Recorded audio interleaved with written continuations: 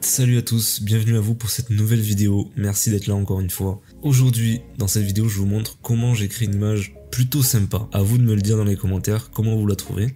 La particularité de cette vidéo par rapport à la précédente, c'est que dans celle-ci, je vais vous accompagner vocalement. Je vais essayer de vous détailler un maximum d'étapes et les différentes techniques que j'ai utilisées pour arriver à ce résultat.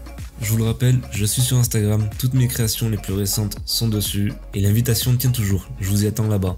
D'ailleurs pour l'occasion, j'ai aussi décidé de lancer un petit hashtag. Le hashtag c'est Asiattack. Du coup à quoi il sert? Si vous êtes également dans le milieu du graphisme, à chaque fois que vous posterez une nouvelle publication sur Instagram bien sûr, vous allez pouvoir y mettre ce hashtag dans votre description. Et ça vous permettra, ça me permettra à moi de découvrir votre travail, d'éventuellement le mettre en avant dans une de mes prochaines vidéos. Mais le but de cet hashtag, c'est surtout de pouvoir créer une petite communauté sur Insta, afin qu'on puisse tous se retrouver facilement. Trêve de blabla, on attaque la vidéo, let's go. Du coup, pour commencer, généralement, on va pas le voir ici, mais je me fais un petit dossier avec le maximum d'images possible pour que je puisse être un minimum organisé pour la création, surtout quand j'enregistre en speed art comme actuellement, et ça me permet de pouvoir choper rapidement les images et les mettre en place sans trop perdre de temps sur internet. Donc généralement j'utilise des sites gratuits, donc du genre Pixabay, Unsplash, Pexels, qui sont des sites qui fournissent énormément d'images de très bonne qualité d'ailleurs. Donc c'est top, je les prends dessus généralement. En termes de disposition, j'essaie de placer un peu les éléments un peu partout, voir comment ça rend, essayer de créer vraiment un arrière-plan qui a une cohérence, qui est crédible.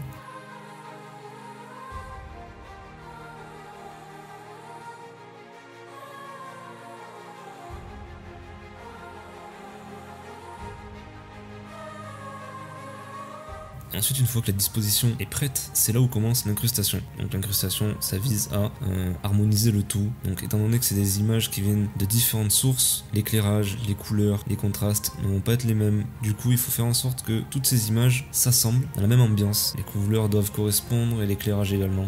Donc on travaille sur ça principalement avec des calques d'effets, les calques d'effets qui sont les courbes, les niveaux, la balance des couleurs, les dégradés, les choses comme ça. Tous ces éléments là, c'est ce qui va vous permettre d'ajuster vos images afin qu'elles soient complètement harmonisées avec le reste.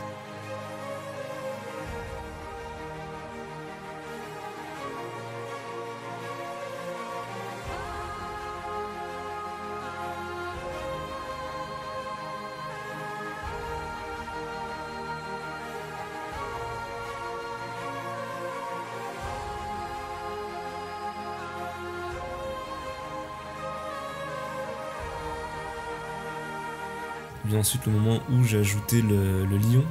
De base je voulais faire un lion un petit peu chinois. Je sais pas si vous voyez un petit peu à quoi ça ressemble, mais franchement c'était trop de travail pour un résultat qu'on n'aurait pas forcément vu étant donné qu'il est de dos. Donc du coup je suis resté sur une apparence basique. Donc encore une fois, étant donné que le lion vient d'une source différente, il faut faire en sorte que tout s'accorde. Donc on appelle ça le blending, et donc on fait en sorte que tout s'harmonise. Encore une fois, toujours avec les réglages de courbe et avec les dégradés, la balance des couleurs.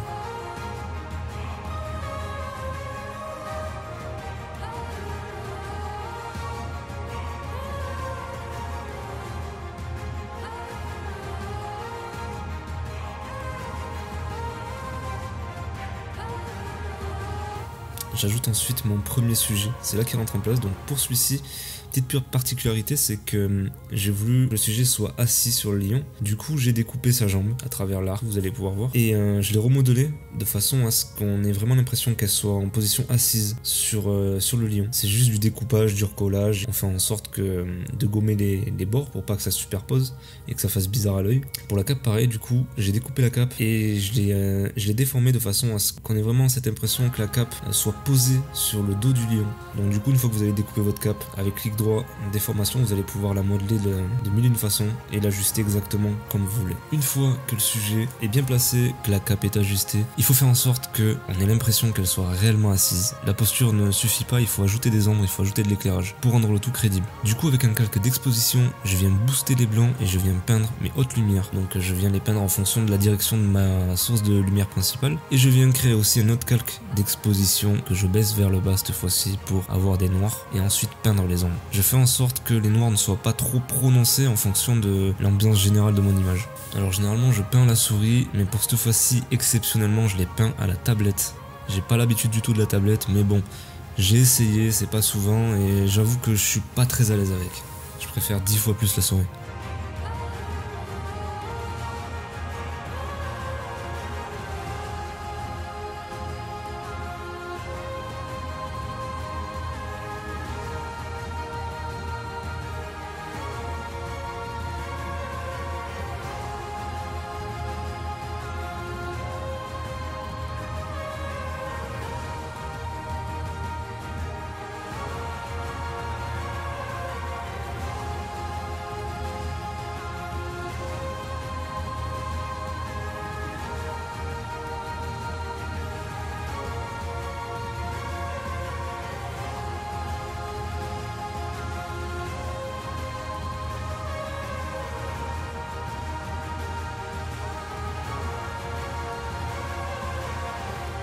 Pour finir, je vais enfin trouver une place pour mon dragon.